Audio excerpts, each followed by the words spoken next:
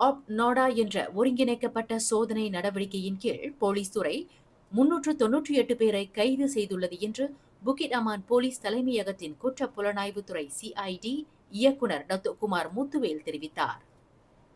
இந்நடவடிக்கை கடந்த வாரம் வெள்ளிக்கிழமை தொடங்கி ஞாயிற்றுக்கிழமை வரை நாடு முழுவதும் ஏக காலத்தில் மேற்கொள்ளப்பட்டது என்று அவர் குறிப்பிட்டார். கிட்டத்தட்ட 118 இன்னிசை மையங்களில் இந்த சோதனை நடத்தப்பட்டது. இதில் 103 மையங்கள் முறையான லைசென்ஸ் இன்றி செயல்பட்டது கண்டுபிடிக்கப்பட்டதாக அவர் விளக்கினார். கைது செய்யப்பட்டவர்களில் 5 மையங்களின் உரிமையாளர்களும் 3 மையங்களின் நிர்வாகிகளும் அடங்குவர்.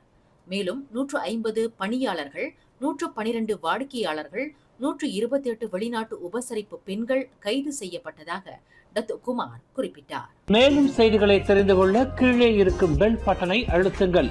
உங்கள் மகிழ்ச்சியை வெளிப்படுத்த லைக் மற்றும் ஷேர் செய்யுங்கள்.